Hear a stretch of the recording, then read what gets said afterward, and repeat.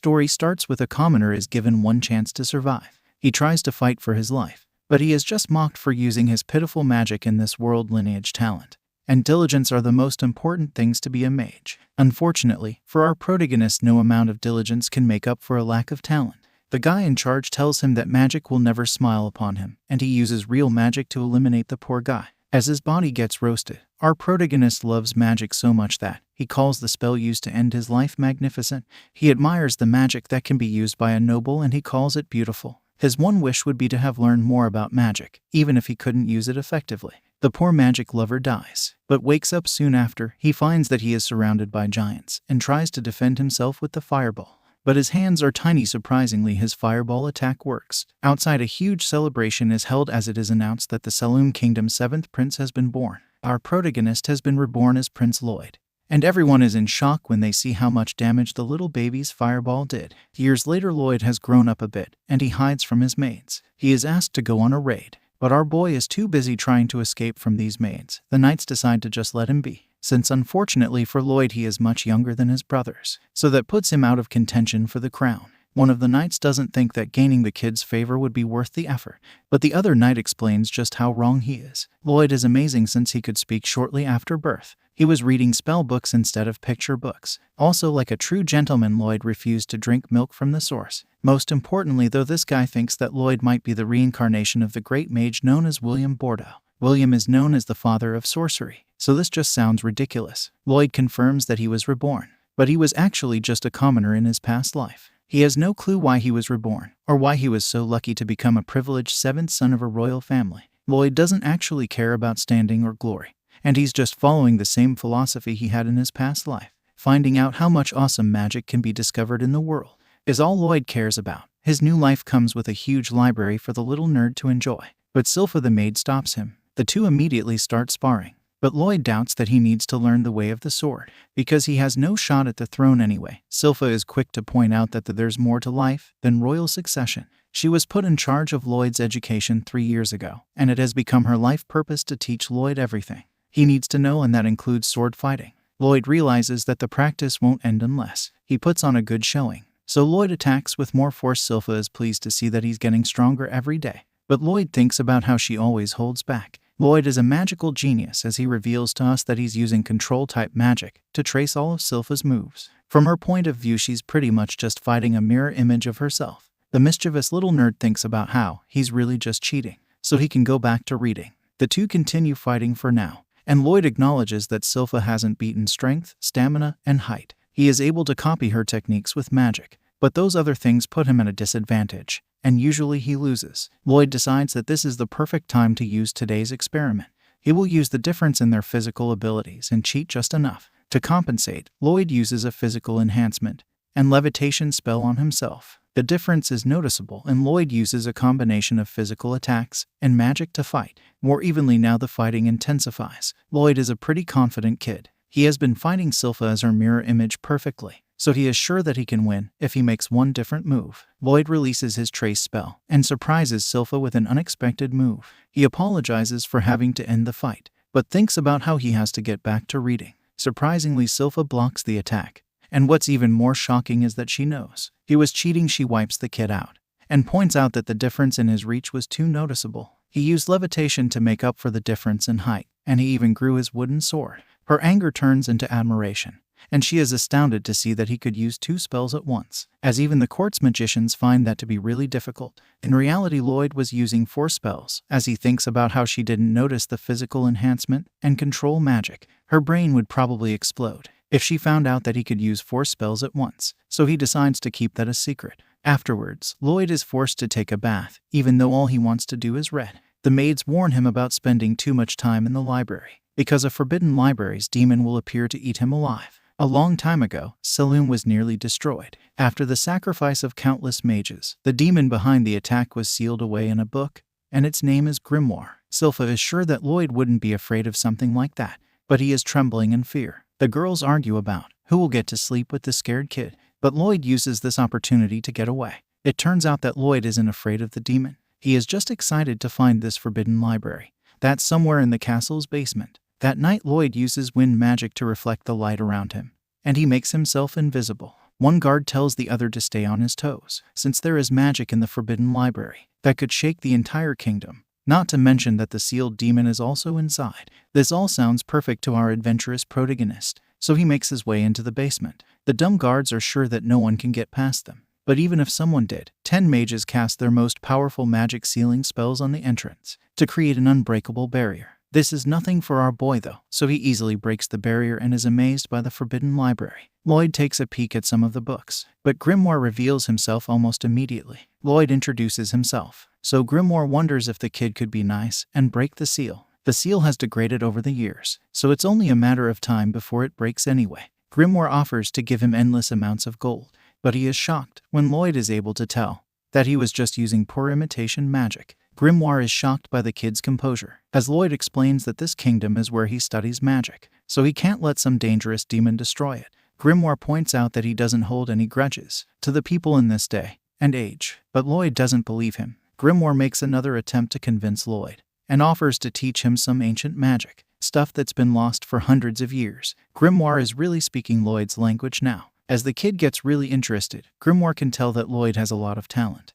and this makes Lloyd remember how he was told that magic would never smile upon him. Lloyd declares that he now has a more privileged body than a commoner, but Grimoire just wonders who talks this way about themselves. Lloyd lifts the seal and prepares to learn some ancient magic. The devious Grimoire just attacks him with an insanely powerful spell, and he wonders if this is enough of a lesson for Lloyd. With Lloyd eliminated, Grimoire wonders what his next move should be, but he is shocked when he realizes that Lloyd is still alive. He isn't just alive though. Lloyd is amazed by the unique attack, and he hopes that Grimoire can show him some more. Grimoire attacks furiously, but nothing he does can break the barrier. Grimoire is losing his mind to anger, but our boy Lloyd is super calm, and he uses his barrier to analyze all of Grimoire's attacks. This kid just can't help himself, as he wants to feel the attack, even at the risk of dying again. Grimoire is then absolutely stunned when Lloyd allows the magic to surround his finger. It's incredibly painful, but the magic-obsessed Lloyd can still admire its beauty. Lloyd asks for more, so the enraged Grimoire uses some time to summon an even more powerful spell. Synchronizing 2 incantations for a spell at once is generally impossible, and it's a special type of casting,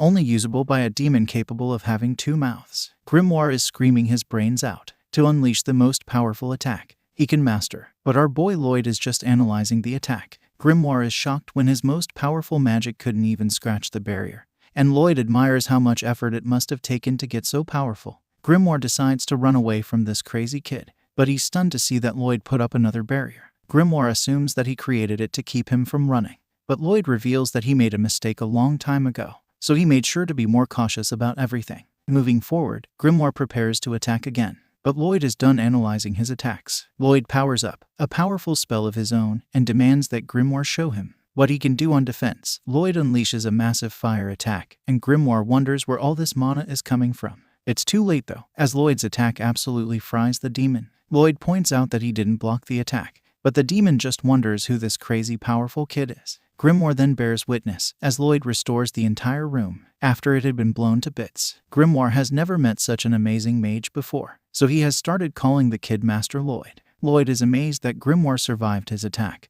and this just makes a little psychopath curious about how much Grimoire will be able to survive. Grimoire doesn't want to feel the endless pain he would go through while Lloyd tests him, so he pledges himself to the kid. He offers to serve as his familiar, so Lloyd agrees to not be found out. Grimoire transforms into the cutest animal he can, but he thinks about what he's really doing. He's using this cute exterior in the hopes that Lloyd will eventually let his guard down, so he can get the drop on him. Lloyd tells the demon to get in his pocket, but Grimoire thinks about how that's a foolish decision. It works for him though, since if he gets that close to Lloyd, Grimmoire's sure that he'll be able to control his mind and take over his body. Grimoire hops on, but he is stunned when he feels Lloyd's mana. Grimoire can't understand how it can be so dense, and he realizes that he won't be able to control a single finger on this monster. Grimoire doesn't think Lloyd is human, and he trembles in fear. Lloyd wonders if he's just cold, and Grimoire completely changes his tune to tell Lloyd that he can just call him Grim. Grimoire decides to be obedient for the time being, and Lloyd happily runs off to start doing some reading. Albert gets dressed for the day, and he proceeds to the library, with the servants prostrating to him. Lloyd is reading some books in the library, with Grimoire keeping him company. When Albert arrives at the door, Grimoire alerts Lloyd of Albert's presence. As he opens the door and Lloyd tells him to hide, Albert walks into the room and Lloyd is so excited to see him that he raises his head too fast, which makes the book on his head fly into Albert's hand. Lloyd sits and watches enthusiastically as Albert prepares to practice at the testing range. He uses his fire magic to take down a target to the amazement of the spectators. Lloyd applauds his effort, while Grimoire can't believe he gets to witness the second prince of the kingdom. In action, Lloyd informs him that Albert is so smart and physically capable that people refer to him as the next potential king. This gives him authority to access various facilities in the castle, and Lloyd is always happy when Albert invites him to tag along, because that's the only time he's allowed to use his magic. Lloyd gets off the bench, and Albert informs him that it's his turn to have a go. At the practice range, Lloyd walks over to the line, but he realizes that he shouldn't look so impressive so people won't think he's in contention for the throne. All he wants to do is study magic without drawing anyone's attention to him. He decides to make his fireball graze all the targets instead of hitting them squarely. But Grimoire tells him people will notice that it is harder to pull off. Lloyd decides to stick to his idea, and he makes his fireballs graze the targets. Everyone applauds his effort, but one of them teases him for only being able to graze the target. Grimoire is pissed by this, because he knows it's harder to make the fireballs graze the target. Meanwhile, Lloyd is accessing the pros and cons of his technique, and Grimoire realizes he's addicted to magic knowledge. Albert decides to take a break, and he leaves Lloyd at the practice range to let loose. The servants follow Albert, which makes Lloyd delighted to have the whole gallery to himself. He decides to try out so many ideas that he has been holding in. Grimoire wonders what he'll try, and Lloyd tells him he's going to try out his double incantation magic. Grimoire tries to deter him, because only demons can do the double incantation trick since they have two mouths. Lloyd decides to absorb Grimoire into his hand, but he's surprised it works. Grimoire doesn't feel comfortable being assimilated into Lloyd's body. Lloyd decides to try and sync up with him, so they can cast an advanced fire spell. Lloyd wonders if Grimoire can cast it, and Grimoire reminds him that advanced spells are child's play to him. Because he's a demon, Lloyd realizes he'll be able to cast it, and they begin casting it together. They barely say the full incantation before Grimoire gets sick. Lloyd wonders what's wrong with him, and Grimoire tells him he should be the one questioning his actions. He wonders what incantation Lloyd is saying, and Lloyd tells him it was a spell stack. Spell stacking is a way of abbreviating spells that require incantations to reduce their cast time. He explains to Grimoire that he was trying to cast 100 spells at once.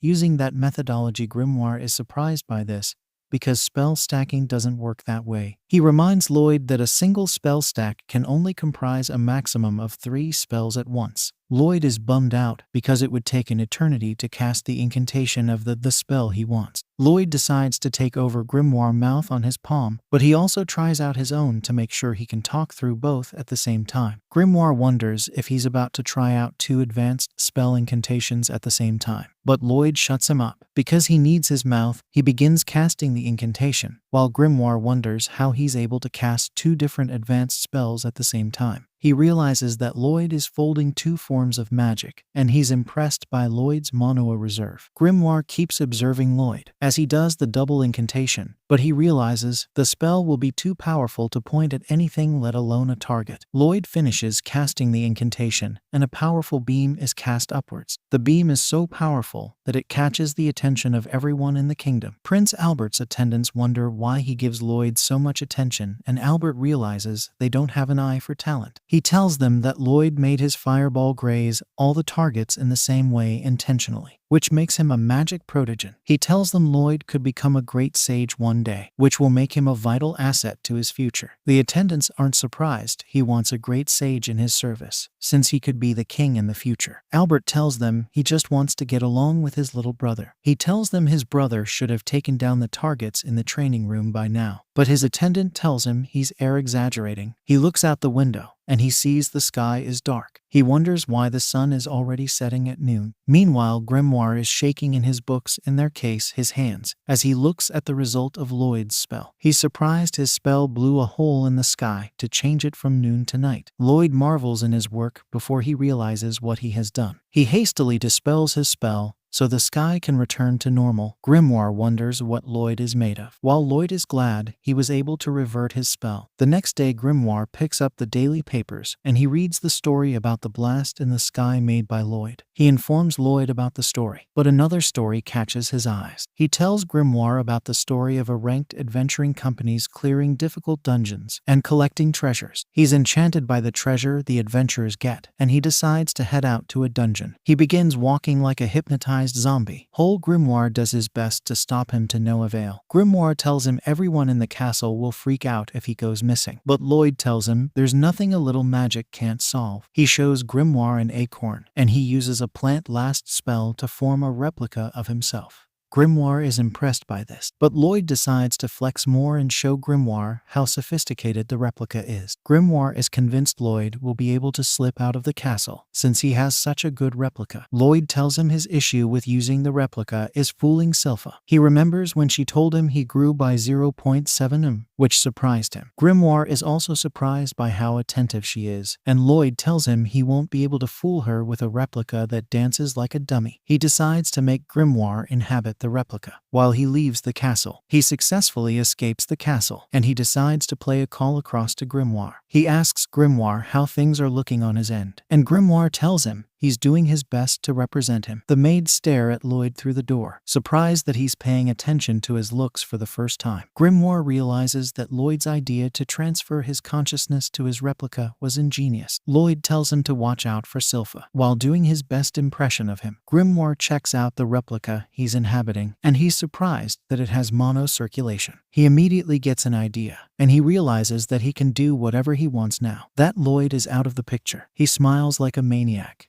As he thinks about all the things he can do, Lloyd suddenly calls out to him and tells him he's counting on him to do his best. Grimoire is so touched by this that he's too stunned to speak. Lloyd calls out to him again, and Grimoire tells him that he'll do his best till he gets back. Lloyd keeps flying, but he looks around and he stops. Though he was able to leave the castle without trouble, he realizes that he has no idea where to find a dungeon. He stays levitating, trying to think about his next move, when he suddenly notices some movement on the ground. A lady is being chased by some orcs, and Grimoire informs him that someone is in danger. The lady suddenly stops, and she turns around to face the orcs. She takes them down easily under seconds, and Lloyd realizes she's a martial artist from her battle style. He notices her breathing technique, and he's impressed by it. The lady stands triumphantly over the orcs, and she tells them to try their luck again in another 100 years. Lloyd remembers a book that talked about people in foreign countries who channel their inner energy called Kai to create incredible techniques. The lady notices Lloyd hiding from her, and she calls out to him. Lloyd is surprised she was able to notice him from such a far distance, but he decides to meet her and ask her about her techniques and dungeons. Grimoire tells him that the lady may recognize him as the seventh prince if he goes out to meet her. Since the lady doesn't get a response from Lloyd, she decides to take him as her enemy. She rushes at him to attack him, but Lloyd hastily changes his appearance. She comes up to Lloyd, and he introduces himself as Robert, a rookie adventurer. He created an illusion from a mixture of his image and his brother's image to create an authentic appearance. The lady introduces herself to him as Tao, a B-rank adventurer and a martial artist. Lloyd wonders if she suspects his disguise, but Grimoire tells him the illusion is perfect. Meanwhile, Tao is falling head over heels for Robert because no male has paid her any attention since she left her dojo. She was glad she finally found someone interesting, and she decided to make Lloyd her boyfriend, even if hell has to freeze over. Lloyd tells her he wanted them to explore a dungeon together, but if she doesn't feel like it, he'll find someone else. She immediately tells him they can explore a dungeon together, and they head over to a dungeon entrance immediately. They enter the dungeon, and Tao takes down several monsters trying to impress Lloyd, but he's more interested in the glowing rocks scattered all over the cave floor. Tao must have felt bad that a male was more interested in smooth rocks than he was in her. They move deeper into the cave, and Lloyd wonders why Tao is adventuring alone, and she tells him she hasn't found suitable comrades yet. They take a break inside the dungeon to prepare some refreshments, and Lloyd asks her about her Kai technique. Tao is is surprised he knows about Kai, since not many people know about the technique on his continent. He tells her that Kai is just like mana for sorcerers, and he also tells her he noticed her breathing technique. She tells him that the breathing technique is fundamental to Kai mastery, which allows a human to gain explosive power. She tells him that it takes time to hone breathing techniques, but she looks at him surprised to see that he's practicing the breathing technique. He suddenly chokes, and Tao tells him he can't practice the breathing techniques carelessly because he could hurt himself. Lloyd noticed that he felt an energy force different from his mana, and he realizes he can use the energy to increase his magic power. Tao decides to teach him more about the Kai technique, and he thanks her for the free tutoring. Her heart suddenly skips a beat, but she sternly tells Lloyd to keep up his breathing technique to hide her reaction. Grimoire can't believe that Lloyd cares about nothing other than learning magic. He's about to have some dessert when Sylpha suddenly shows up behind him, which surprises him. Tao demonstrates a Kai blast to Lloyd as she takes down a gray wolf, which she thinks is the boss of the dungeon. She tells him they can now open the chest of the dungeon, but she warns him that the treasure may be underdeveloped because the dungeon isn't high level. Lloyd is intrigued by the system of the dungeon. They approach the chest, and Tao notices that Lloyd has almost fully mastered the breathing technique. She's glad she got herself a keeper, and she's sure even her strict grandpa would approve of Lloyd. She decides to do her best to make sure that Lloyd remains by her side. But Lloyd is more interested in the opening of the chest than her delusive thoughts. Tao opens the chest, and she's almost sliced in half by an energy blade, but Lloyd saves her as the blade cuts through the dungeon floor, where she was standing a moment before. A lick rises up menacingly from beneath the chest, which surprises Tao, but Lloyd is hyped to face a new boss, as his eyes glow with anticipation. Tao acts like this lich isn't a big deal, so she tells Robert to leave the dungeon while she takes care of it, but he would like to watch her fight. The situation is actually much worse than was making it seem, so she apologizes to her boy and forces him out of the dungeon. She acknowledges that she might have broken a few of his bones, but that's better than him losing his life to the lich. Tao dodges the lich's attacks, but she thinks about how even a ranked adventurers are no match for a lich. She isn't foolish enough to think that she can defeat it, so she decides to just buy enough time for Robert to escape. Elsewhere, Lloyd is still flying from to launching him, but he's disappointed since there was a lot more he wanted to learn. Lloyd stops himself and wonders if he should go back. He is torn because he doesn't know why she sent him out of the dungeon, so he asks Grimoire for advice. Grimoire isn't responding, but when he does, he just tells Lloyd to come home and save him. Back at the fight, things aren't looking so good for Tao as she realizes that her life is about to end. She tries to back away, but she is shocked when the lich begins to speak. He explains that he eats the souls of adventurers to gain their wisdom and skills. He determines that it isn't worth eating because her Kai technique just boils down to low-level magic. However, he is interested in Lloyd because of how quickly he reacted to the trap. Tao points out that the lich and Robert are nothing alike. Most people treat Kai techniques like a waste of time, but Robert said he was impressed by it. The lich couldn't care less. So Tao attacks him. A barrier protects the lich, but Tao attacks it furiously while explaining that she is trained to use Kai techniques since she was 5 years old. It really shows just how angry she is. She points out that she spent all her time training, so she never had the time to find a boyfriend. Her barrage of attacks ends with one final devastating blow, and she declares that all her frustration is why she shouldn't be messed with. Tao has used too much of her Kai, so she can't even move an inch anymore. So things get really bad for her when the lich reveals that he is still alive. Tao used the full-powered Kai blast to destroy the barrier, but the lich reveals that it was pitiful. The full extent of her power is weaker than even just a single finger's worth of his magic. The lich adds insult to injury as he points out that she just wasted her life with all that training. He uses a spell to crush her with a magic shard, but the lich is shocked when Lloyd rescues her. Lloyd explains that he will be taken over, but he doesn't have much time, so he will have to end the fight quickly. Tao has no clue what's going on, as she has Robert to what he's doing there, but she sees that he has gotten very serious. Lloyd instantly flies behind the lich, and Tao was shocked to see him use the breathing technique. The lich is just as surprised, but it's because Lloyd used an air-class spell called Full Sprint that should be impossible to do without an incantation. Lich attacks him, but he's in disbelief at how strong Lloyd's barrier is. Lloyd doesn't even seem interested in this monster, as he is really just focusing on perfecting the combination of Kai and mana. He hasn't achieved it yet, but he remembers how Tao told him to focus. Lloyd takes in even more air into his lungs as he focuses, and he speeds up that full sprint spell. The lich thinks Lloyd is trying to get away, so he attacks him, but Lloyd is actually just breathing in more air. His barrier is getting in the way, so Lloyd just gets rid of it, but the lich thinks he was able to shatter it. The dumb lich thinks he has the upper hand, so he goes in for the final blow, but Lloyd dodges it all. Tao is shocked as she realizes that the Lich's attack didn't break the barrier. Robert did it himself so he could draw an even more air to use an even more powerful Kai technique. Lloyd continues to dodge attacks while also molding together his Kai and mana. Lloyd shocks everyone watching when he uses this new power, but Lloyd isn't satisfied with it. He makes a slight adjustment and laughs like a maniac as he unleashes a barrage of attacks on the Lich. The psychopath demands that the Lich not give up since he is having fun, and there's a lot more stuff he wants to try out. The Lich can't comprehend what's going on, as he thought that Lloyd was just a mage. The kid isn't using any incantations though, and Lloyd's simple Kai techniques are somehow matching the Lich's sorcery. The Lich takes some damage and realizes that Lloyd's techniques are actually overpowering him. Lloyd sharpens his attack even more, so the Lich prepares to defend against it with the barrier, but is no use. The attack slices right through the barrier and the Lich, so Tao watches in amazement as Lloyd declares that he was able to figure it out. Afterwards, Tao is disappointed to see that they just got some old dagger for all their hard work, but Lloyd can tell that it's been bathed in mana. She still doesn't think that it's that great, so she lets Lloyd have it. Just then, Lloyd is startled when the ground begins to collapse, but Tao explains that dungeons fall apart after the boss is defeated and the treasure is taken. Lloyd is amazed, as he thinks it's like a survival technique used by lizards, who sacrifice their tail so they can survive. He realizes that the dungeons lie dormant in the ground. Until someone drops a magic item, the dungeon absorbs the item and slowly builds an actual dungeon around it. It then collects gear left by those that failed to clear it. Then when it senses that it's about to be cleared, it offers up one of the items it collected so it can survive. It's also fascinating to him, but they're running out of time. Lloyd manages to pull the chest from the ground, and they escape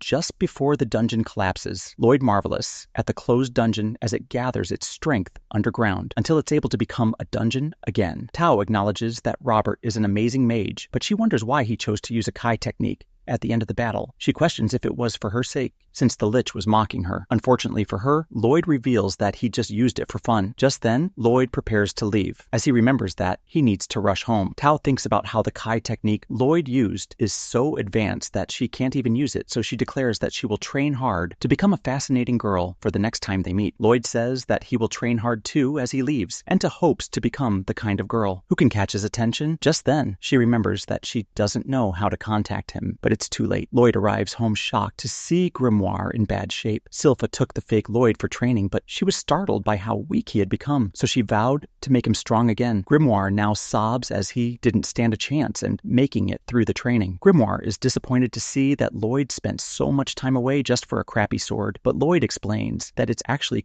quite the treasure. He puts it in some hot water and scrapes it to reveal that it really was treated with mana essence. Mana essence is hard to come by, and enchantment spells are difficult to do. Mana essence is used to write magic formulas onto a weapon in order to strengthen it. However, if it fails, then both the essence and the weapon are wasted. Since mana essence is so hard to find, Lloyd decides to analyze the ones he scraped off the knife so they can make some themselves. He uses a purification spell to reveal its components, which end up being oil silver and something called hematite. Hematite is made from powdering a monster's core, so it's pretty rare, but they can make some from the dungeon chest. All that's left is oil and silver. Lloyd's father gives him some silver coins, and he wonders what his son will buy with it. Lloyd and Grimoire then head to their hideout, where they melt the silver afterwards. Lloyd makes a bet with Silpha.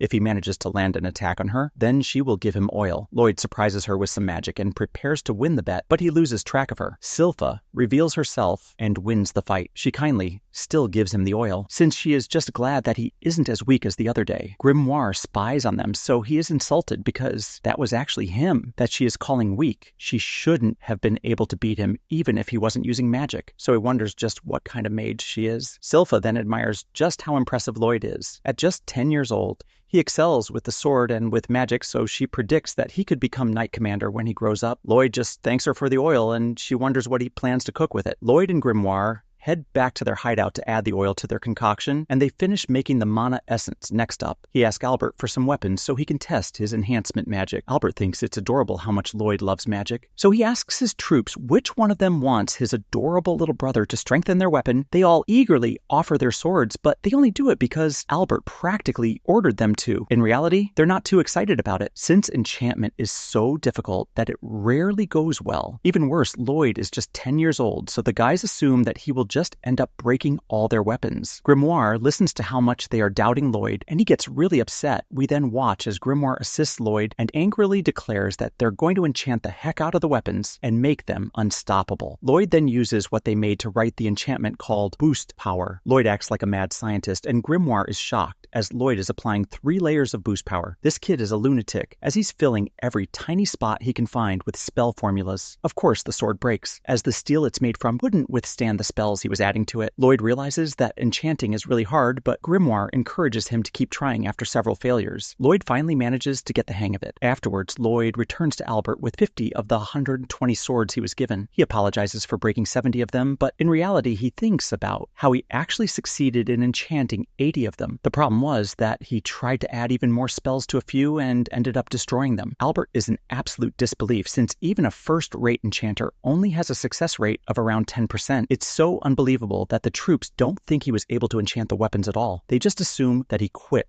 after ruining 70 weapons and is now returning the rest unenchanted. The soldiers decide to lie and say that the swords feel sharper, but one is surprised when his sheath gets sliced in half by a sword. They don't really know what to make of it, but the angry little Grimoire feels vindicated. Albert is amazed by one of the more impressive swords, and Lloyd explains that he was hoping to see them use the weapons in battle. This is actually perfect timing, as Albert reveals that they are going on a monster hunt. The next morning, Albert and his party leaves from the castle in a carriage while Lloyd sleeps inside. Peacefully, they travel through beautiful farmlands, and the sweet smell of wheat finally wakes him up as he checks on Grimoire, who was chilling out as well. A little while later, Albert finally points at the entry of forest, which gets Lloyd really excited. As he asks Silpha whether they can find monsters nearby, she calmly replies that most monsters are found near the lake and not in the forest. Before asking whether he is enjoying his outing, Lloyd seems to be pretty happy because he doesn't really get a chance to roam outside the castle very easily, and he is also excited to see how his enchanted swords will perform. Suddenly, Silpha unsheathes her sword, scaring Albert, who thought he said something wrong. But Silpha claims that monsters are nearby just on cue. A bunch of monsters known as kobolds emerge from the woods and surround Lloyd's carriage. Silpha immediately jumps off, while the knights form a protective wall around the princes. Lloyd pretends to be surprised by the attack, but Grimoire claims that he knew about the presence of these monsters ever since they entered the forest. It turns out that Lloyd has been trying to use spectral detection, which is a Kai technique he recently learned, which lets him know about the location of any enemies that might want to attack. Grimoire is very impressed by this, as it is supposed to be a very difficult technique, but Lloyd has already managed to continuously use it for the past 24 hours. The kobolds and the knights clash, but to their surprise, the sword easily cuts through the monster's armor like butter. This scares the knights as well, who have never used a sword so sharp before, and even after cutting down most of the monsters, they scared stiff because of the fact that they could cut themselves. Albert starts praising Lloyd for enchanting the sword so perfectly that even the rank enchanters can't compare to him, while Silpha also praises him while standing on top of a mountain made up of monster corpses. Even though Lloyd never enchanted her sword, suddenly a stray kobold emerges from the bushes and tries to attack Lloyd, but thankfully, Tao appears out of nowhere and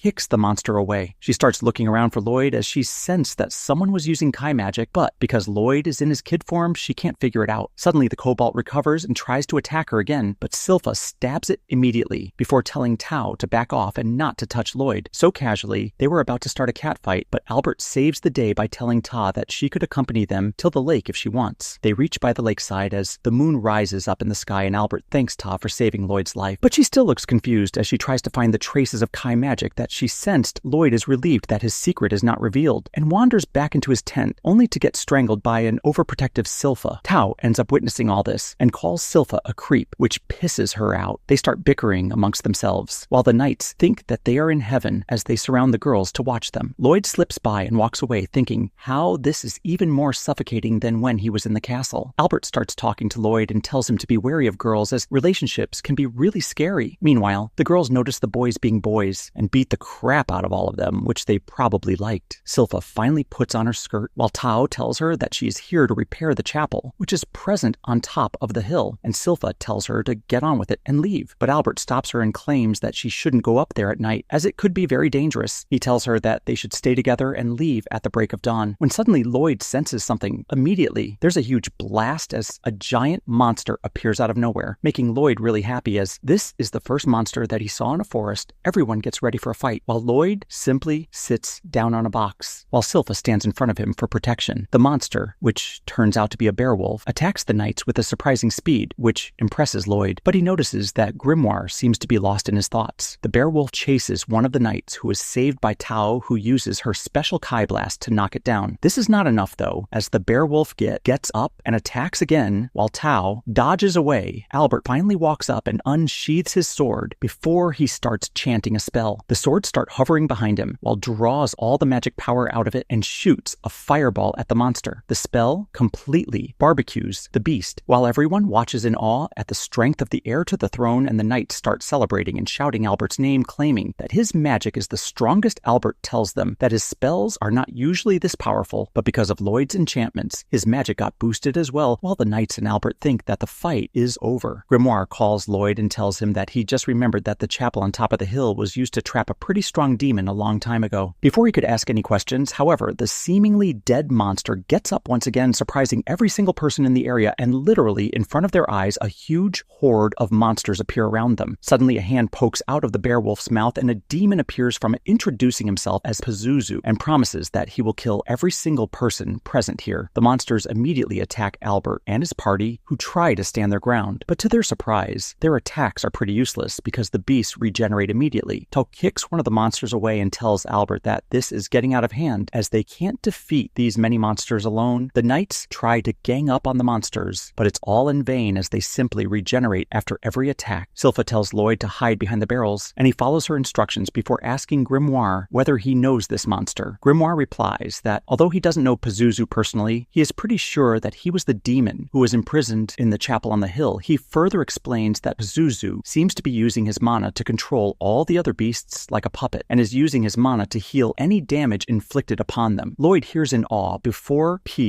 lopping Grimoire the ground and asks whether he could teach him how to do that. Grimoire is shocked to see that he wants to learn the magic in the middle of this huge fight. Tao tries to stand her ground and fight back, while Silpha calls her weak for not being able to defeat such weak monsters. Pazuzu seems to be having a great time as he realizes that he is winning the battle, as these people don't know how to deal with so many monsters at once. Unfortunately, he makes a big mistake by making fun of Lloyd as he calls him a useless kid who needs a babysitter to protect him. This really pisses Silpha off, who asks Lloyd whether she could leave him for a moment. Lloyd doesn't really care as he is busy learning how to control mana. Suddenly, everyone feels a wave of dread as they realize that Silpha seems to be serious right now. She grabs her sword and walks towards Pazuzu fearlessly, who makes fun of her even more, but Silpha calls her an ugly incel who has never smelt a girl before. This pisses him off and he tries to attack her, but to everyone's surprise, Silpha not only dodges the attack but chops off all 4 limbs of the beast. Pazuzu gets really annoyed at this and starts using all of his mana to recover the beowulf's limbs. During this time, Albert notices that the other monsters have stopped regenerating altogether, which means that if Silpha keeps dealing damage to the main body, they can defeat the smaller monsters without them being able to heal. While all this is happening, Lloyd is busy learning how to control the flow of mana, while Grimoire tells him that at first he should try to shape it into something, then he can try to put some color into the object, and lastly, he could try to add smell to the object, but claims that it is very hardcore stuff. To his surprise, by the time he turns around, Lloyd has already created a flower made up of mana with different colors, and an amazing smell. They sniff at the flower like junkies beneath a bridge, while Silpha keeps styling on Pazuzu and his beowulf as she knocks them to the ground one more time. She asks the knight beside her to give her his sword for a moment, and he immediately agrees. While Pazuzu is confused about who this maid is because she literally has no gaps in her defenses, he doesn't understand why a swordsman who is so strong just want to be a babysitter to a worthless child. But to Silpha, Lloyd is her everything as she admires the sword, which was enchanted by him. Pazuzu decides to play some mind games with her and starts laughing as he claims that he has gotten interested in the child that she's trying hard to protect. He promises her that he will tear him apart piece by piece, and then he will examine each and every broken part of the boy before he burns the pieces, as they will probably be nothing out of the ordinary anyways. He starts running circles around Silpha, trying to confuse and provoke her, and it seems to be working as she gets mad with rage. Pazuzu takes advantage of this moment and jumps into attack, thinking that he finally broke her defenses, as even the strongest humans are stupid and can be easily provoked, after which it's easy to kill them. To his surprise, however, Silpha appears in front of him while inside the beast's mouth and asks, who the hell does he think he is fighting? Pazuzu is so shocked that he doesn't even know what to say, while Silpha pushes her sword through the beast's mouth and splits it in half before jumping up in the air. Against the moon, she dives back in once more and decapitates the beowulf werewolf, revealing the demon inside, who completely loses his composure and tries to attack, but Silpha is one step ahead. She jumps back from the beast's head and stabs the demon in the eye and the mouth before completely slashing the werewolf's body into small pieces, throwing Pazuzu outside completely naked. She delivers another solid strike, which slashes Pazuzu all over the body as he gets blasted into the ground, shocking every single person around as they shake with fear, because they have never seen Silpha this angry. Even Lloyd is surprised to see Silpha's true strength and realizes that even he can't defeat her. If she goes in full force, Silpha, however, only has one target as she slowly moves towards the incapacitated Pazuzu, telling him to get ready to taste the cold touch of the sword that was enchanted by the boy who he threatened to kill. Silpha tells the demon it's time to make peace, but